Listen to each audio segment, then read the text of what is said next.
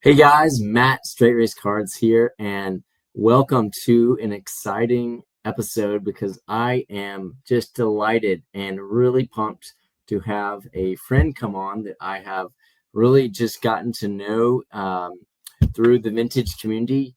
He is a guy that recently started his channel, and I have just been really encouraged by the way he has just has a passion for cards, and you can tell he has a great collection. He's got a lot of awesome raw cards. It's a lot of Hall of Famer stuff all over, and I've just been blown away by the start of his channel. And so I wanted to have him on really to hear more of his story, and then just to get to hear his heart as he shares about his channel and his journey. So I am excited to bring Sandlot Cards 00 on. I'm going to add him in here. But Doug, man, brother, it is so good to have you on, man. Thanks for having me, Matt. I'm so excited for this. It's gonna be a lot of fun.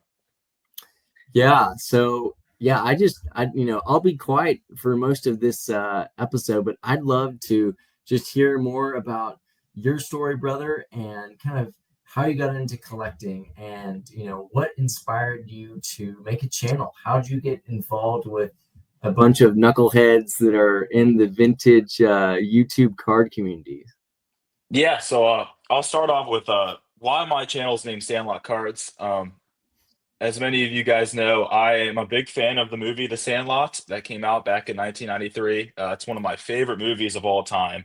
And so, with coming up with channel names, I'm like, this will be a great name for a channel. And then 00 is actually the year I was born, 2000. So that's where that comes from. Um, but yeah, I really started a channel just because I wanted to find a community of people that also collect vintage. And that's really what inspired me to start my whole YouTube journey. It's not it's about the cards, but it's about the people I meet in the journey that way. So I think that's really the main focus behind why I started my channel.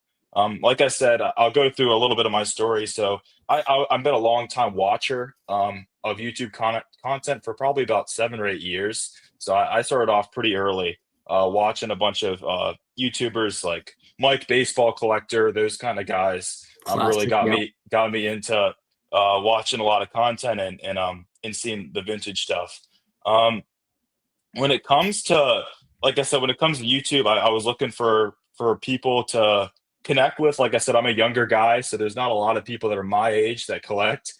So getting on a platform like YouTube really opens you up to a lot of other people that also collect. I think, which is the main reason I jumped on it and began my channel. I took the leap of faith and decided to do it.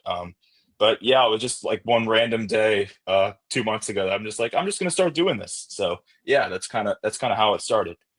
Man, well, man, that's all. I didn't realize it had only been a couple of months. It feels like you've been making video. I feel like you've done a great job of being Yeah. consistent, putting out videos. I share a similar story of being a longtime lurker, kind of wanting to dive into the deep end. And, similarly, it was guys like, Mike, baseball collector, guy that I've gotten to know personally and so many others. And I think that's a fun way to give kind of a tip our hat to anyone watching that is a part of that group. Thank you guys for paving the way for guys like Doug and myself that have been inspired by your channels, and now it's so fun to come full circle and get to hear more people's stories and connect more people in the hobby.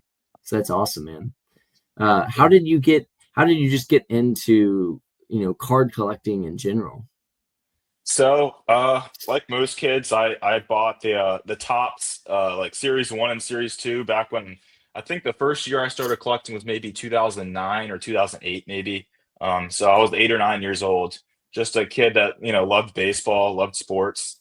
I didn't just collect baseball. I also have some football cards that I collected when I was younger.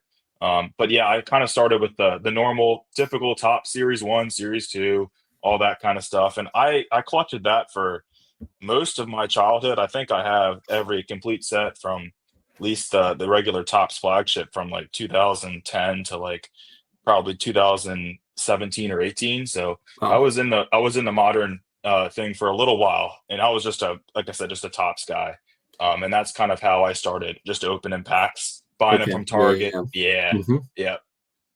yeah, Yeah, yeah, similar with me. I wasn't as fortunate to open a little bit, of the, it sounds like in that 2009, 10, at least you got some nice cards out of a few of those years. Like yeah, if you opened, what is that, 2008? I guess it was 8 was a Kershaw rookie, so you may have missed it by a yeah, year, but yeah. I didn't have that probably card, unfortunately. Yeah. for me, I was opening repacks at Target Okay.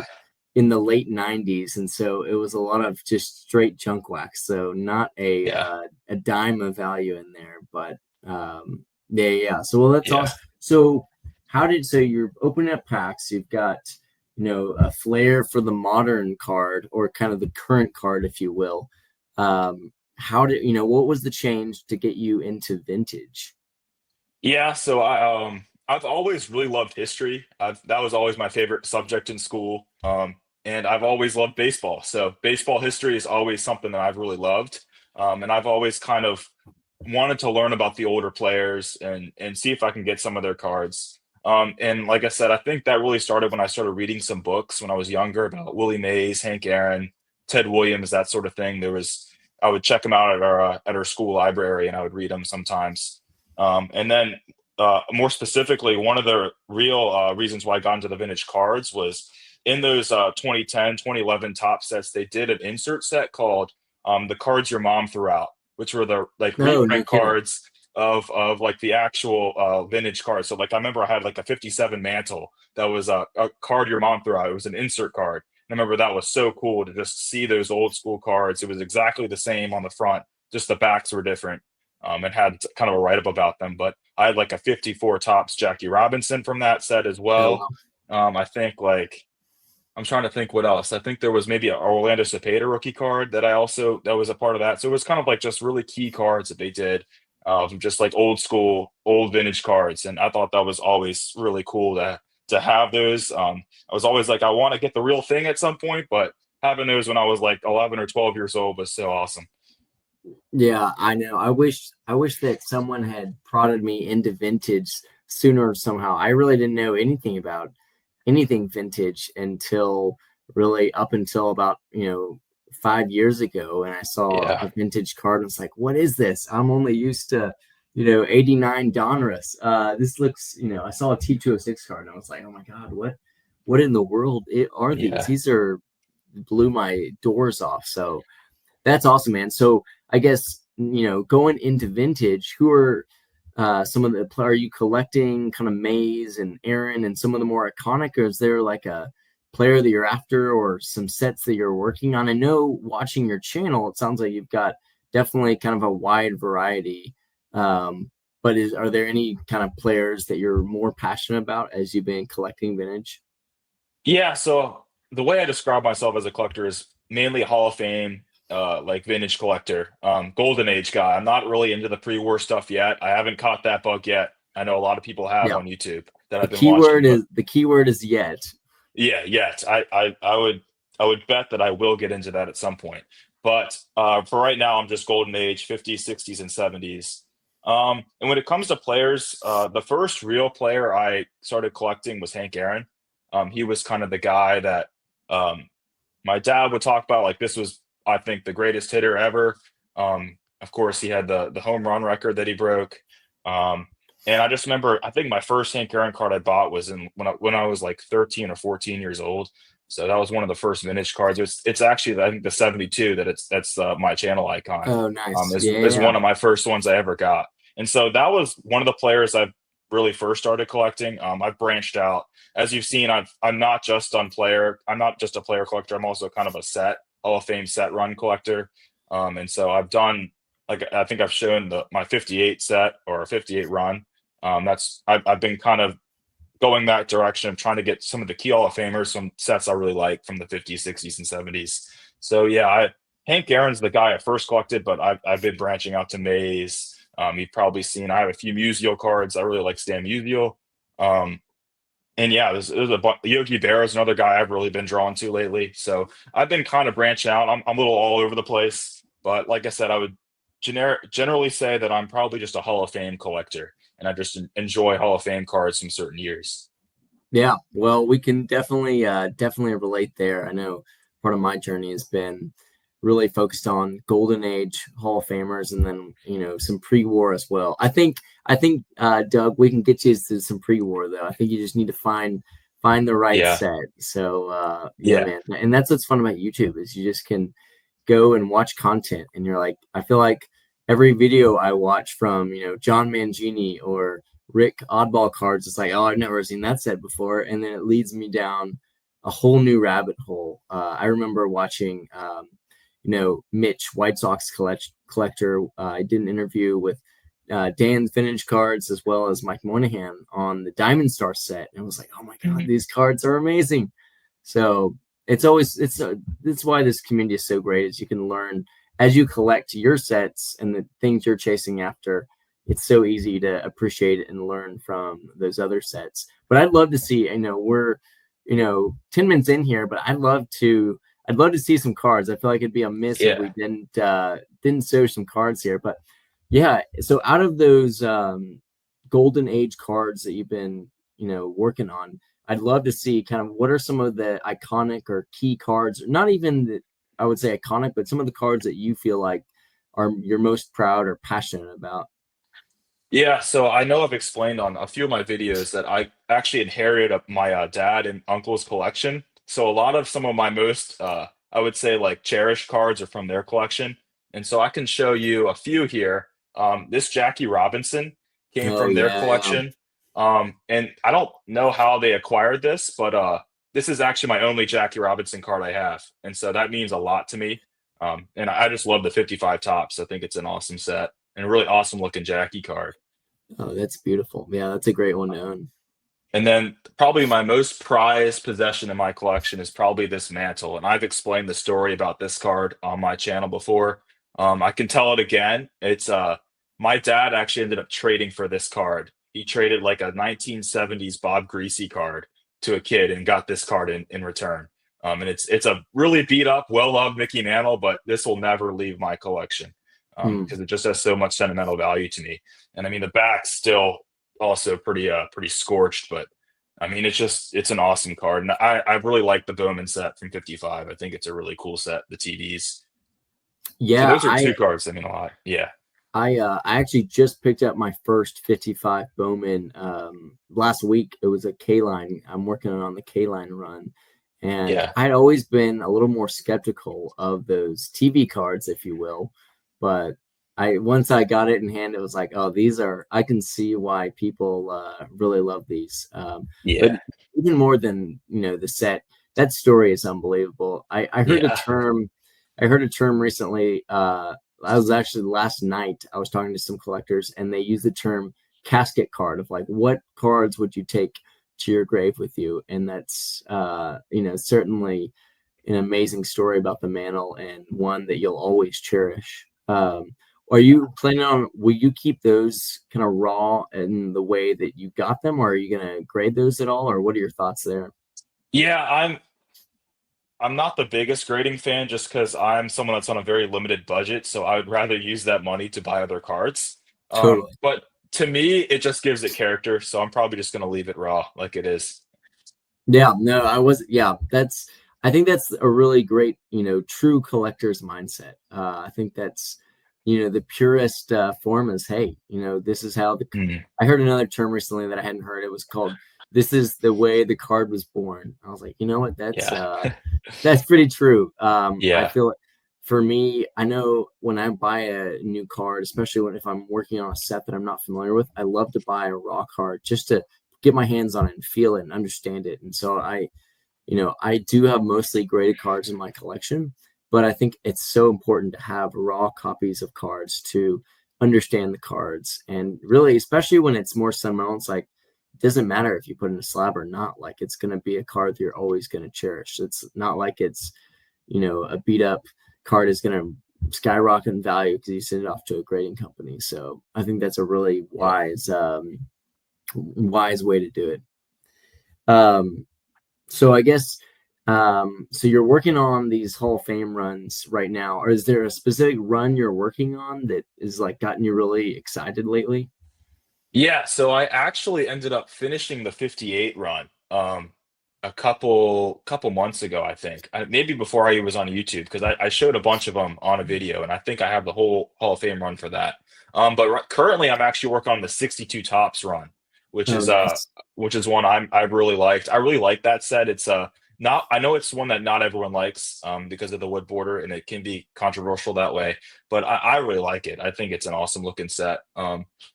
I don't know if I even pulled any of those out today, but I can show you a few of those if you want to see them. Man, I'd love to see him. Yeah. Let's see. See if I can pull the 62 I got as well.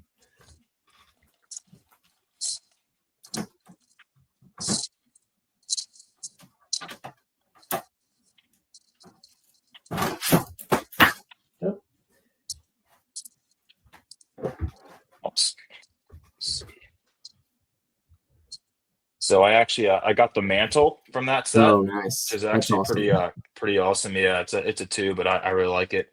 And I just picked these two up. I actually picked this Maris up from B Roth. I don't know if you've heard of Hmm. him, but I actually picked that up from Sure. him. I actually saw it on his video, and I'm like, I got to get that card. And That's it awesome. has his 62 homers on the back. It shows the whole stats, which I think is really cool. That's awesome. 62 and 62. You'd love to Yeah. see it. That's And then awesome. the other one I picked up from him was this Lou Brock rookie card, Oh, wow. Yeah, which is that's an awesome one. yeah, which I'm really excited to have. So yeah, those are a few of them. The recent ones I picked up. I got a bunch more, but if you, I didn't know if you wanted to see those or not. Yeah, well, yeah, I had not owned a 62 either, and then I just added this 62 K line. Now my glare, there you go. 62 K line, Oh, that's which awesome. I love.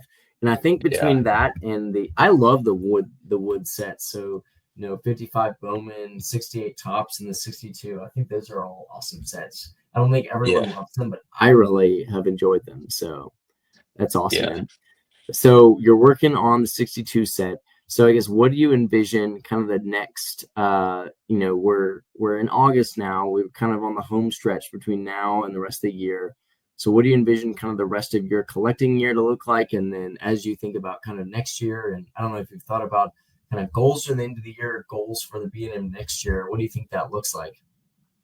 Yeah, so I think a lot of more of the same. I think just trying to connect with more people on YouTube, put out some more videos, and kind of trying to showcase my collection a little bit more. And then just trying to pick up cool cards. But I get my first priority is trying to meet as many people as I can on YouTube and making those connections. That to me is where I envision my channel and sort of my collecting going more towards trying to make those connections, and then picking up, of course, some cards, a part of the 62s and other cards that I really want to add to my collection. Have you found that being on YouTube, your collecting world has like totally just like expanded and kind of flipped on its head in a way? Yeah, oh yeah, definitely. All the people that comment, I just appreciate everyone that comments on my videos and just being able to interact with them in the comment section and um, doing that has just been so awesome. And I just feel like I've met so many more people. I'm like, there's so many more people that collect vintage that you don't really realize until you get onto this space. That, and again, like I said, I'm a younger guy, so I don't have a lot of friends that are collecting vintage cards. So being able to get on here and find people that have similar interests to you, I think is so awesome. Yeah, it is. It's so neat that there is this whole amazing community of just people that are gathered. It's like virtually, and then in person as well too. If like as you go to a show and get to connect with other folks. But it's so amazing this amazing community of folks who I found that the overwhelming majority, 99.9% of people are just extremely positive and welcoming. And I know for me, my channel is pretty new too. I'm only, I think, 7 months in. So in a Mhm. similar boat as you, Doug, but it's like, man, the people have been just incredibly, welcoming and just wanting the best and doing everything they can to support your channel. So that's been such a Yeah, blessing for me, and I'm sure it has for you as well. Um, definitely. do you? So do you go to and remind me, are you, I guess you're in Virginia, right? I am, yes. Yep, Are Virginia. are there any big shows that you go to in that area? Yeah, so the biggest show closest to me is actually the Chantilly show up in the DC area. Yep. And I've been there, I would say 5 or 6 times. I've been there quite a few times. So I'm very familiar with that show. That's the big one I go to. I usually go to that one only once a year though. I don't Okay. I think it's one of those ones that it's like 3 times a year. Gotcha. And another show I actually went to just this past March was the Philly show, and that's an awesome show. Oh, I would nice. highly recommend that one. That had a ton of vintage. It was a whole lot of fun. Me and my dad went up there, and that was a great time. That's awesome. Is your dad still kind of in collecting now that you've gotten the bug again? He doesn't actively collect. He's kind of just in it for me. He likes to see what I pick up and go and just see what kind of cards I add to my collection. He's not like he doesn't actively collect anymore, but Right. he still loves baseball and still loves the history of the game, and so Oh, yeah. it's very special to share that with him. Yeah, even just being able to go to a show with your dad, regardless of whether he's Yeah, in it, or not. That's such a sweet memory that y'all get together. I know, and yeah, including him on that. And when you pick up those cards, you'll never forget. Oh, this is the card that I got at the Philly show or the Chantilly show with my dad because I feel like it yeah, makes it so much more meaningful. yeah. It definitely does. Yeah, it's so special. Well, that's awesome. Yeah, I think, as your channel grows and you continue to connect with others, I'm sure there'll be, and please, if there's anyone that's watching this, if you are in that area, it'd be fun for you to connect with Doug at the Chantilly show or anywhere else. I know I want to say there's a big, and you should look into this, Doug. I'll send you the details. Hmm. But I don't know if you're involved with Net 54, a pre-war baseball forum, but I know there's a I'm big not. No. show that they do, a big gathering that they do. It's free, and I think they do it it's like at a country club in February, where it's a bunch of collectors that basically have some displays and tables, and should be a really good gathering. I think it's over near the Dulles Airport, so. Okay, got you. Yeah, yeah, yeah. That's not too far from Chantilly. Yeah. So that's awesome, man. Well, you know, one thing that I feel like I've been trying to do, and I'd love to hear your take, is, I've been trying to, find cards that, really point back to, things in my life that have meaning. And obviously you've done that with your mantle and other things, but do you feel like you've collected in a way that cards have really you've been able to find meaning and purpose and relate them back to you? And if not, that's great. I'm curious though, because that's been something that I've been trying to do, and it's been a really incredible journey. So, what does that look like for Um, you and your collecting? yeah, so I think, like I said, my dad and my family, especially my uncles, their collection, that's a big had a big impact on my collecting and being able to kind of recreate their collection in a way, has been a big deal for me. I don't know exactly if I know for that reason I do have some connections like my mantle, and then I can show you another card that I think connects back to their collection, which is one I've showed before. It's actually the Walter Payton rookie card Oh from wow, yeah, yeah, yeah. '76. That's great. They had this card in their collection. For some reason, they had a bunch of football cards, and we just couldn't find them. So, Hmm. someone, I don't know if they're lost somewhere out there, but a lot of these cards that I pick up are meaningful just because I know they had them in their collection. And I guess reflecting back, that's kind of I've been trying to recreate some of their collection. But yeah, I don't know if I have a ton of that going on with me right now, other than just family and just my and I did talk about I think my brother. I bought my brother's collection, Oh yeah, yeah. and I ended up getting this card from his collection. He was a big Carl Oh Yastrzemski yeah, guy I for a love little it. bit. He's out of collecting now, but he did a whole Yaz run, and so I got all of Yaz's cards, all his tops cards. So yeah, so a lot of that stuff that just has a lot of meaning to me, and that kind of connects. That has a different level of connection than just being my kind of card in my collection. Yeah, well, man, that I just think that's really you have such a unique connection to the cards that you own or the cards you're going after with your family. I mean, that to me is unbelievable. It's like, man, every time you pull out, I don't know, whether you have a binder or what that looks like, but every time you pull out your collection, you have this incredible opportunity to open your cards up and be reminded of, your dad and your brother, and I think you said you're potentially granddad as well. Yeah, yeah, And I mean, that to me is like fuel to carry you on for a long time. And it makes the card for me, and it's just that kind of thing makes the cards worth so much more. It's like you're not just looking at a Mickey Mantle, you're looking at something that your dad thought about and as a boy traded, and you think about just the neighborhood bunch and that era of innocence and purity of mhm, boys going around and trading baseball cards, putting them in their bike spokes, and yeah, all the things that you have heard about.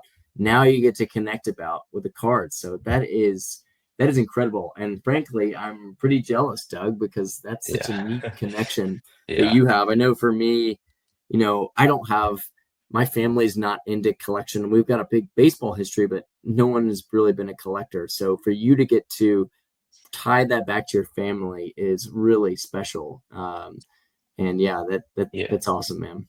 yeah. If I could share the connection with my grandfather real quick, if people Yeah, don't I'd already love know. to. So my grandfather told me early on he was a big Brooklyn Dodgers fan. He actually grew up in New York. Um, I think sort of close to where Ebbets Field is. I'm not exactly sure, but that's the team he rooted for and he grew up rooting for. And so this card always reminds me of him. He ended up passing away from Alzheimer's 2 years ago. Hmm. And so whenever I look at this card, it's the Dodgers Sluggers from '57. It's a really well loved, beat up card. I don't even remember how I got it, but it just reminds me of him. It has Duke Snyder and Roy Campanella and Roy Hodge and Gil Hodges, my bad, on it. So yeah, it's this always reminds me of him. Man, that I mean, again, that connection is incredible. And you'll never forget that either. Yeah, no, it's a very special card for that reason. Yeah.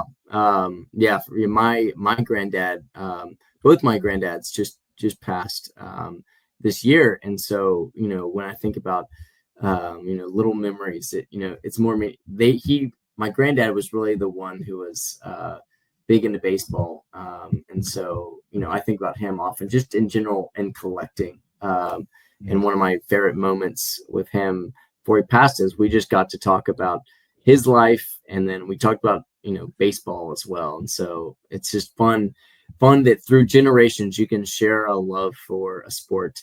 Even though I didn't have a very long baseball career, I was kind of a failure on the yeah. baseball diamond, but we can still share a mutual love Mhm. for a game that is so precious to many people.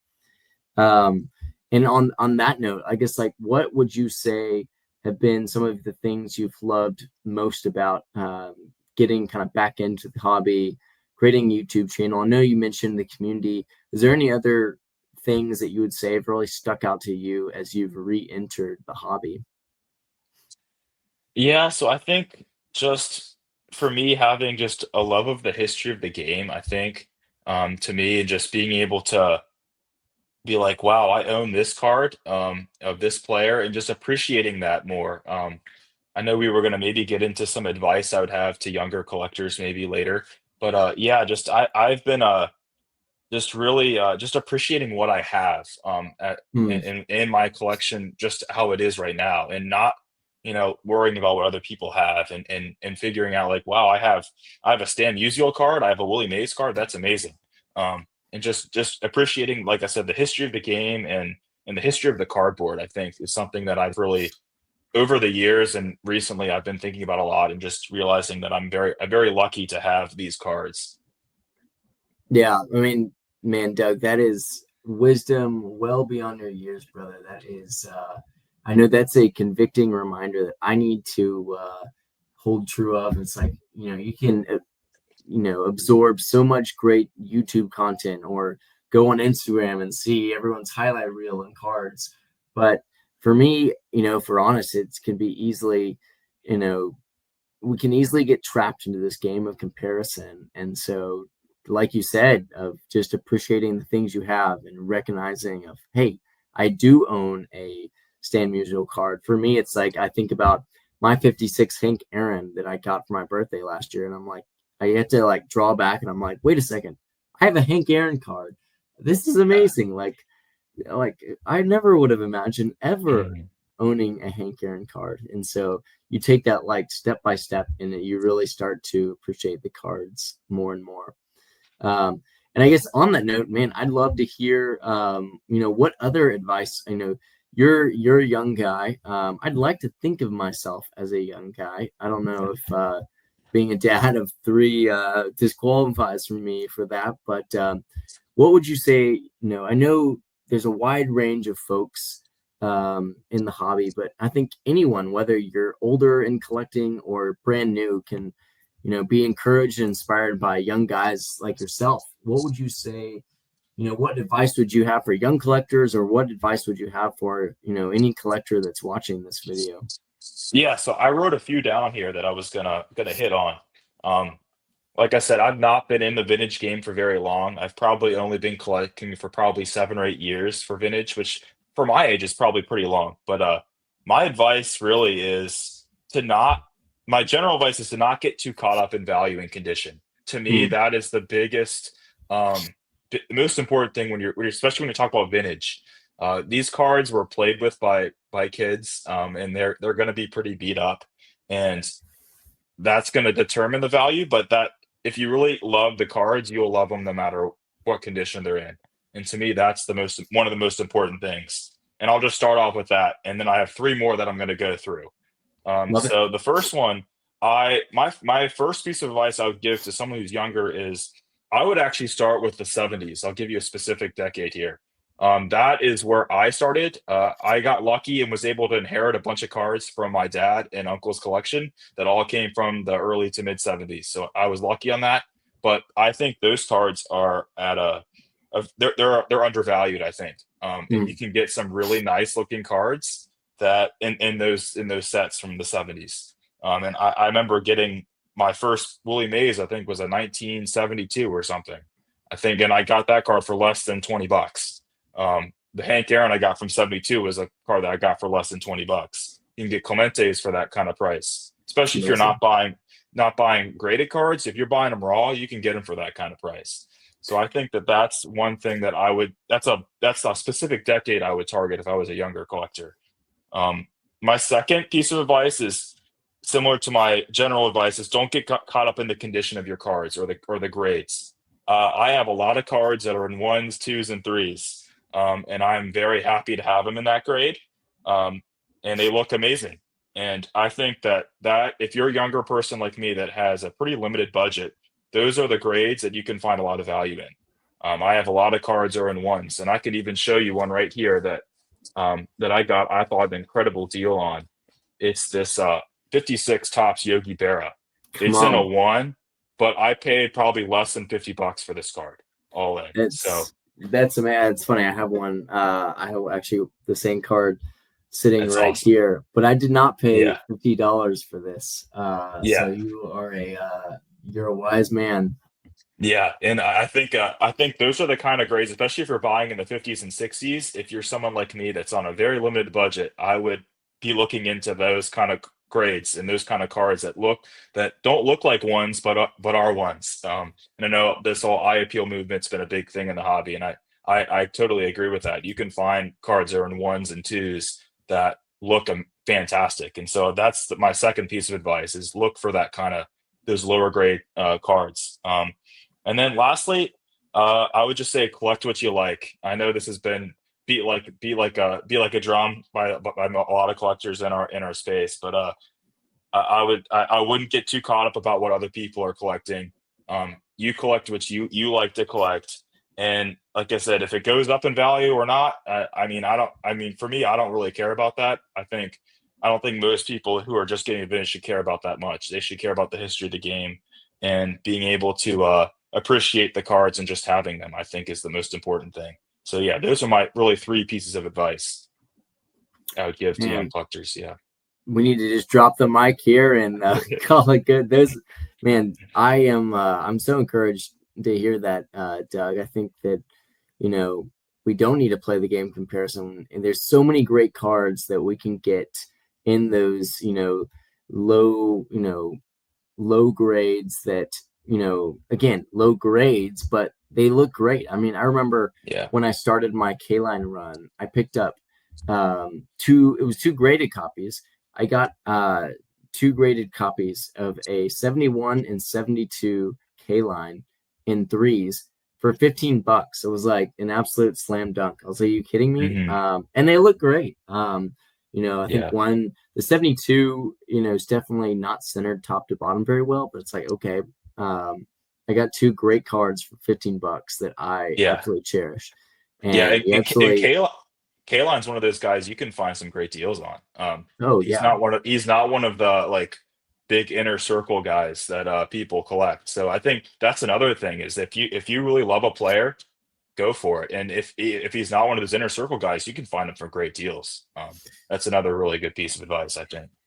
Yeah, I think for me it's like I want to study, I love Hall of Famers, but I wanted to really study about, those players and learn Mhm. like their character and their story. And so, it for me it was Kaline. It might be someone else for you, but there's so many undervalued Hall of Famers. I feel like, I could Mhm. name, several, like a Killebrew or a Carew or someone like that that really are amazing ball players that you can get, frankly, amazing prices for as well too. Mhm. So that's awesome, Doug. Well, lastly, man, it's been really fun hearing your story, and I'd love to end with. I know you mentioned your faith as well, and so I'd love to take a few minutes just to something that I'm trying to process, and I'd love working on a few videos of kind of what this would look like. But I'd love to hear from you, kind of how is your faith kind of intertwined with the hobby, and what does that look like as a believer in the hobby trying to navigate cards as well as walking your faith? What does that look like?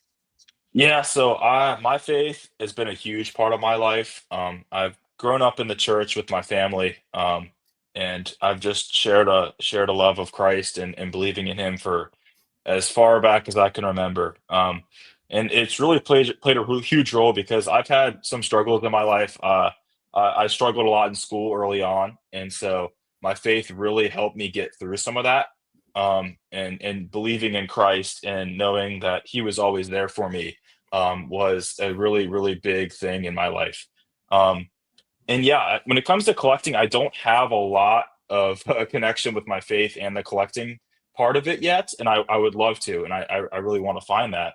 But like I said, for me, like my faith, struggling in school early on, my faith has really always been a big part of who I am, and I just love being able to share that with people and being able to maybe even use our platform to be able to share the love of God and the love of Christ with other people, even if that's through just looking at silly baseball cards. I think that that's a big thing and something I would love to do more in my videos. Man, that's great, brother. I appreciate you sharing it. And to your point, yeah, I think it's fun that like I feel like God can honor something silly as our love for a man on a piece of cardboard.